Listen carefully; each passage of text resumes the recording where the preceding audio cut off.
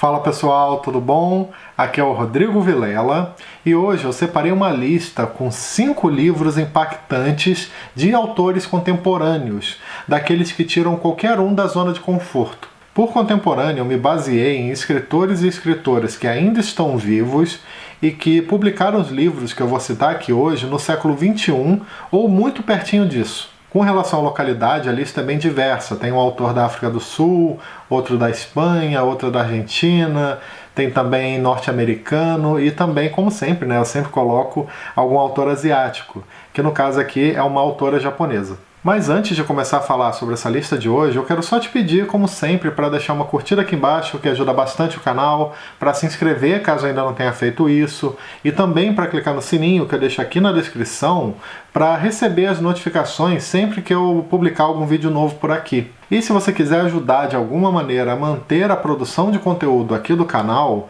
você pode comprar através dos links da Amazon que eu deixo aqui na descrição, e você não paga nada mais por isso, o canal recebe uma pequena comissão pela compra, ou também deixar alguma contribuição de qualquer valor através do botão Valeu, que fica logo aqui abaixo do vídeo.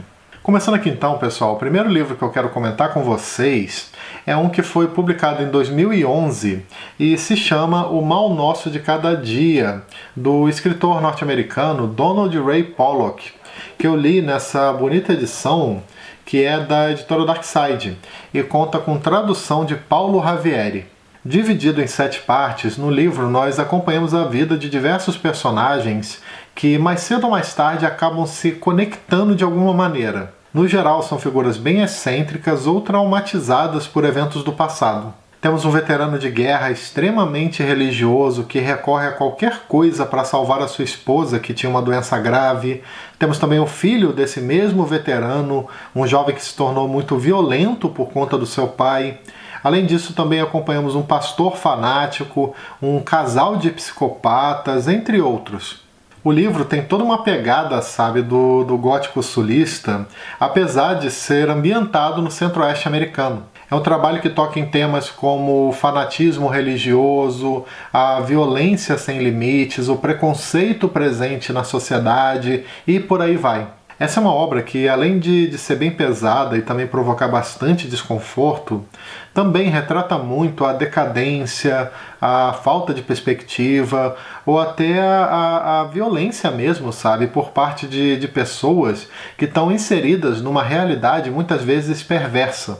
Vale destacar que o livro conta com uma excelente adaptação para o cinema, num filme que aqui no Brasil ficou conhecido como O Diabo de Cada Dia, lançado em 2020. A segunda recomendação que eu quero deixar aqui para vocês é de um livro excelente chamado Desonra, publicado em 1999 pelo escritor sul-africano J.M. Coetzee, que eu li nessa edição aqui da editora Companhia das Letras, que conta com tradução de José Rubens Siqueira. Para quem não conhece, o Coetzee é um autor super premiado, que recebeu, por exemplo, 2 Man Booker Prize e também ganhou o Prêmio Nobel de Literatura em 2003. Nesse livro, nós acompanhamos a história de um professor universitário arrogante e muito problemático que, após ser afastado da universidade por conta de acusações de assédio, resolve passar um tempo com a sua filha no interior. Só que, naquele local aparentemente calmo, o protagonista entrará em contato com uma realidade muito marcada pela violência. Desonra é um livro que mostra muito da ruína de um homem mais velho, na mesma medida que também trabalha temas como, por exemplo, a solidão na velhice, problemas em relacionamentos familiares ou até as tensões presentes na sociedade sul-africana. A obra também tem uma característica de ter uma linguagem muito direta, sem firulas, e que trabalha muito com o não dito. É um livro muito interessante que consegue até nos colocar para refletir sobre o legado do apartheid e também sobre as relações de poder na África do Sul. Agora, falando um pouco de literatura argentina, eu quero deixar para vocês uma recomendação de um livro que se chama Pássaros na Boca e 7 Casas Vazias, da escritora Samantha Schweblin, que eu li nessa edição aqui da editora Fósforo, que conta com tradução de Joca Rainers Terron. Aqui, basicamente, nós temos 2 antologias de contos reunidas num livro só, num volume único, que no caso é essa daqui, Pássaros na Boca, que foi publicada em 2009, e também Sete Casas Vazias, que foi publicada em 2015. Os contos que nós encontramos aqui são bem intensos, sabe? Muitas vezes até perturbadores mesmo, que em diversas ocasiões se iniciam num ritmo bem tranquilo, mas vão caminhando para algo avassalador. Eu acho que um público que vai curtir bastante essa leitura é aquele que, por exemplo, já teve contato com os contos de outros escritores argentinos importantes, como, por exemplo, a Silvina Ocampo ou talvez até o Júlio Cortázar. A Samantha Schweblin, os contos dela têm muitas semelhanças, né, com esses autores. Muitas das suas histórias têm um clima de mistério e também dialogam muito com elementos fantásticos ou com o irreal, com aquilo que é desconhecido e por aí vai. Para vocês terem uma ideia, o conto que dá título ao livro, o Pássaros na Boca, no caso, ele conta a história de uma menina, uma adolescente, se eu não me engano, que passou repetidamente a só se alimentar de pássaros vivos. E o conto explora muito o desespero dos pais em lidar com essa situação sem expor a própria filha. É um conto assim bem assustador mesmo, que gera muita angústia. E os demais contos desse livro acabam, não são iguais a esse, né? Mas tem esse sentimento, né? Essa questão de você ficar muito incomodado enquanto está lendo. Continuando a lista, quero falar agora sobre uma obra bem interessante e pouco conhecida da literatura espanhola, um livro publicado em 2012 que se chama República Luminosa, do escritor Andrés Barba, que eu li nessa edição aqui da editora Todavia e que conta com tradução de Antônio Cherchenesky. Aqui nós temos uma história que ocorre nos anos 90, numa pequena localidade chamada San Cristóbal, que fica num local que lembra muito a América Latina. O formato do livro, apesar de ser uma obra de ficção, é pensada para parecer, na verdade, um relato jornalístico, algo documental. Justamente isso, né? Um trabalho de ficção que tenta parecer algo de não ficção. Tudo é narrado por um funcionário do serviço social, figura que vivenciou algo muito inusitado naquela pequena cidade. No caso, aqui ele fala sobre um misterioso aparecimento de 32 crianças de rua.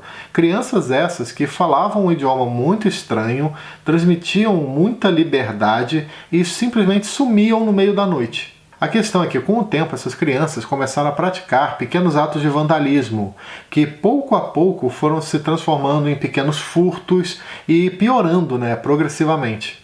Ao longo da história, nós vamos acompanhando as consequências dessa situação, além de ver a maneira, de como o surgimento dessas crianças, que eram chamadas de pequenos selvagens, foi despertando na população um verdadeiro sentimento de ódio, de repúdio e também de medo. Esse é um livro bem legal porque ele nos coloca para refletir sobre a forma como a sociedade trata as suas crianças marginalizadas, na mesma medida que também trabalha bastante com temas como, por exemplo, o medo do diferente, xenofobia ou até a falta de acesso a coisas básicas. Por fim, pessoal, quero recomendar também um livro de 2018 da literatura japonesa chamado Terráqueos, da escritora Sayaka Murata, que eu li nessa edição da editora Estação Liberdade, que conta com tradução de Rita Kou. Terráqueos, assim como Querida Combini, um outro trabalho mais conhecido dessa mesma autora,